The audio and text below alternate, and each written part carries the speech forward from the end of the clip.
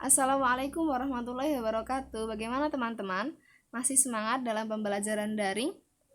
Nggak kerasa mata kuliah pembelajaran fikih kita sudah sampai di kelompok 16, yang di kelompok saya yang akan membahas tentang harta waris.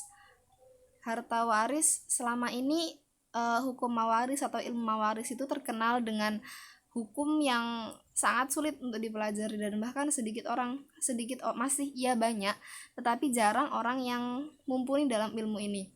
Maka dari itu perlulah untuk kita tetap belajar dan mengulang lagi hukum atau ilmu mawaris ini. Baiklah, saya kelompok 16. Dari kelompok 16 ada 2 anggota. Yang pertama yakni saya sendiri, Fadina Hikmatal Husna, NIM 12220118334. Yang kedua adalah saudari Hepitama Handayani. Dalam materi kali ini ada 4 submateri yang akan dibahas. Yang pertama tentang pengertian hukum waris, yang kedua tentang ketentuan hukum waris yang berisi syarat, rukun, sebab-sebab mendapatkan kewarisan, apa saja yang menghalangi mendapat dari kewarisan, kemudian bagian-bagian atau seberapa sih ahli waris tadi mendapat bagiannya, seperti itu. Kemudian materi yang ketiga yakni keterkaitan antara waris dan wasiat, dan yang keempat adalah hukum waris dalam perspektif hukum adat dan hukum positif. Assalamualaikum warahmatullahi wabarakatuh. Saya Hepitama Handayani dari kelompok 16, nomor absen 41, NIM 12201183409. Di sini saya akan menjelaskan tentang pengertian waris. Dalam literatur hukum Indonesia sering digunakan kata waris atau warisan. Kata tersebut berasal dari bahasa Arab, akan tetapi dalam praktek lebih lazim disebut pusaka. Bentuk kata kerjanya fiaratsa yatsiru, dan kata masdarnya mirats. Masdar yang lain menurut ilmu sasaf masih ada 3, yaitu witsan, wirasatan, dan irsan. Sedangkan kata waris adalah orang yang mendapat warisan atau pusaka. Yang kedua tentang ketentuan hukum waris. A. Sebab-sebab adanya kewarisan, yaitu kekerabatan nasab, perkawinan atau musyawarah, al-wala atau memerdekakan budak. Yang B. Hilangnya hak kewarisan, yaitu perbudakan, perbedaan agama, pembunuhan, murtad. Selanjutnya syarat waris. Yang pertama muwarid, syaratnya pewaris benar sudah meninggal. Yang kedua ahli waris, syaratnya memiliki hubungan sebab waris, nasab, pernikahan, al-wala. Yang ketiga at-tirkah, syaratnya barang berupa hak atau harta dan milik mewaris. Rukun waris, yaitu yang pertama muwaris atau pewaris, yang kedua ahli waris, yang ketiga harta waris atau tirkah. Dan selanjutnya siapa saja yang mendapat bagian waris. Yang ke-1, laki-laki ada 10, yaitu anak laki-laki, cucu laki dari anak laki-laki dan ke bawah, bapak, kakek ke atas, saudara laki-laki, keponakan laki-laki dari saudara laki-laki, paman dari ayah, anak paman dari ayah. Yang kedua, perempuan ada 7, yaitu anak perempuan, cucu perempuan dari anak laki-laki, ibu, nenek, saudara perempuan, istri, perempuan yang memerdekakan budak. Yang ketiga, yang tidak gugur ada 5, yaitu suami, istri, ayah, ibu, anak pewaris. Berapa bagian warisnya? Kan di sini ada. Silahkan dilihat dan dibaca. Suami bagiannya setengah, tidak ada anak atau cucu. Istri 1/8 ada anak atau cucu, dan selanjutnya bisa dibaca sendiri. Terima kasih. Selanjutnya akan dijelaskan oleh teman saya. Wassalamualaikum warahmatullahi wabarakatuh. Baiklah, saya akan meneruskan atau melanjutkan penjelasan dari Saudari Happy. Submateri kita yang ketiga yaitu tentang waris dan wasiat, yang mana sebagaimana kita tahu bahwa waris dan wasiat adalah sesuatu yang pelaksanaannya itu berhubungan, berdempetan seperti itu. Ada 3 poin yang harus kita pahami dari keterkaitan antara waris dan wasiat ini. Yang pertama tentang pelaksanaan wasiat tersebut. Seperti yang termaktub pada surah An-Nisa ayat 11 yang berbunyi Bismillahirrahmanirrahim. Yusikumullahu fi auladikum lidzakari mithlu hadzil unthayain fa in kunna nisaa'an fawqa ithnataini falahunna thulutsa ma tarak wa in kanat wahidatan falahan nisfu wa li abawayhi likulli wahidin minhuma sudusu mimma taraka in kana lahu walad fa illam yakul lahu waladu wa warithahu abawahu fali ummihi sulus fa in kana lahu ikhwatun fali ummihi sudus min ba'di wasiyati yusi biha aw dayn aba'uhum wa abna'ukum la tadruna ayyuhum aqrabu lakum naf'ar faridatan minallah innallaha kana aliman hakima. Shadaqallahul azim. Dalam ayat tersebut terdapat redaksi mim ba'di wasiyati yusi biha audain. Nah, itu redaksi itulah yang harus digarisbawahi, bahwa pelaksanaan wasiat ini tadi setelah ahli waris, setelah keluarga orang yang meninggal tadi melaksanakan atau membayar hutang-hutang dari orang yang meninggal ini tadi, mungkin punya hutang atau mungkin punya janji yang belum ditepati seperti itu. Jadi setelah membayar hutang-hutang dari muwaris atau orang yang meninggal tadi, barulah wasiat ditunaikan. Nah, terus yang penting lagi yakni bahwa wasiat ini tadi dilaksanakan sebelum ahli waris itu menghitung warisnya.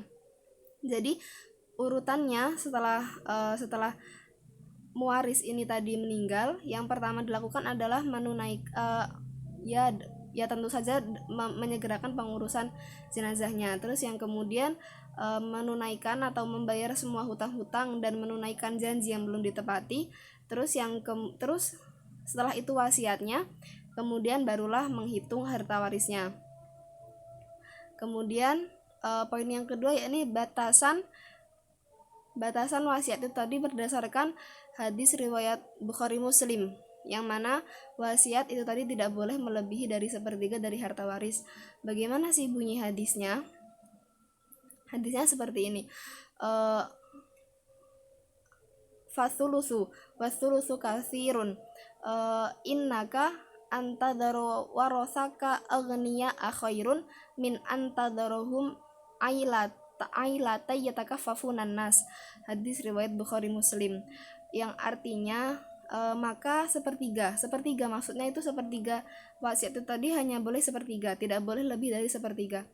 Yang sepertiga itu sudah banyak, dan bila mana dan kamu yang meninggalkan ahli warismu dalam keadaan kaya, dalam keadaan maksudnya berkecukupan, itu lebih baik daripada meninggalkan mereka dalam keadaan susah atau miskin yang kemudian mereka menjadi tanggungan atau menyusahkan orang lain seperti itu. Poin yang ketiga yakni tentang tidak ada wasiat bagi ahli waris yang telah tertulis dalam Fathul Bari, kitab Fathul Bari, yang mana penjelasannya yakni wasiat tidak diperkenankan atau tidak diperbolehkan kepada ahli waris yang sudah mendapat bagian. Bagaimana sih bunyi hadisnya? Potongan hadisnya itu seperti ini. Fala wasiyata liwarithin, maka tidak ada wasiat terhadap ahli waris. Nah, ini yang menjadi ada sedikit pro kontra di sini. Karena dalam surah Al-Baqarah ayat 180 disebutkan Bismillahirrahmanirrahim. Kutiba alaikum idza hadara ahadakumul mautu in taraka khairanil wasiyatu lil walidaini wal aqrabin bil ma'ruf haqqan 'alal muttaqin. Nah, di sini kan disebutkan al wasiyatu lil walidaini wal aqrabin. Ini maksudnya itu seperti ahli waris. Kemudian ada dua pendapat. Menurut jumhur ulama, ayat ini tadi dinasakh oleh hadis yang bunyinya seperti tadi, fala wasiyata liwarisin. Kemudian ada pula ulama yang lain yang menyebutkan bahwa ayat ini bukannya dinasakh karena nggak mungkin hadis itu menasakh Al-Quran seperti itu. Maksudnya hadis, karena di beberapa sanad dalam hadis fala wasiyata liwarisin tadi terdapat periwayatan yang sedikit janggal. Jadi hadisnya itu tadi masih dalam kategori ahad, belum kategori mutawatir. Nah, ini tadi hadis yang ahad itu tadi seharusnya tidak boleh menasakh nas yang bersifat qat'i, karena nas Al-Quran bersifat qat'i, maka beberapa ulama berpendapat bahwa tidak bisa dinasakh, hanya bisa ditakhsis, maksudnya dibatasi seperti itu. Nah, bahkan ulama Syiah Zaidiyah dan Syiah Imamiyah itu berpendapat bahwa ayat ini masih bisa digunakan, karena yaitu tadi mereka menganggap bahwa hadis yang ahad ini tadi tidak bisa menasakh atau tidak bisa mengganggu gugat ayat Al-Quran Al-Baqarah ayat 180 tadi yang merupakan nas qat'i. Akan tetapi ada ulama juga yang mengatakan bahwa hadis ini sudah termasuk mutawatir. Baiklah, kita lanjutkan ke submateri yang keempat, yakni hukum waris dalam pandangan perspektif hukum adat dan hukum waris dalam pandangan perspektif hukum positif. Hukum adat itu apa sih? Hukum adat itu adalah hukum atau adat istiadat yang digunakan pada masyarakat di Indonesia. Biasanya ada yang adat Jawa atau adat Bugis seperti itu. Bermacam-macam.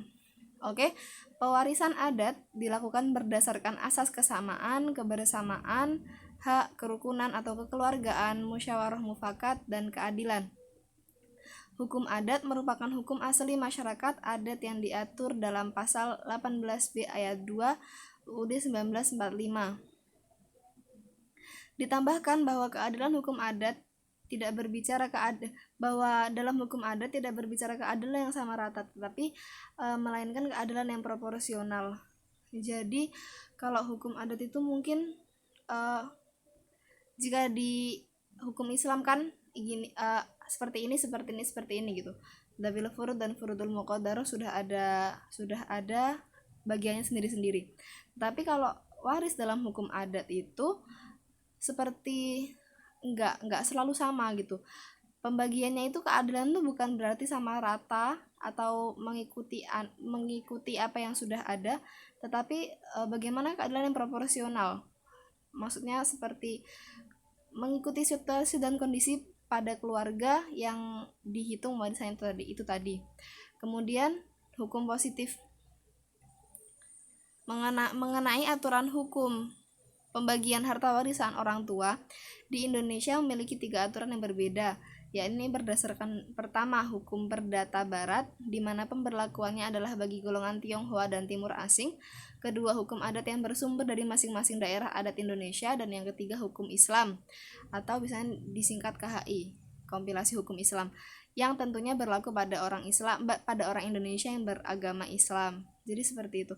Kalau menurut hukum positif sih ada, maksudnya di Indonesia juga diberlakukan KHI, kompilasi hukum Islam, yakni hukum-hukum yang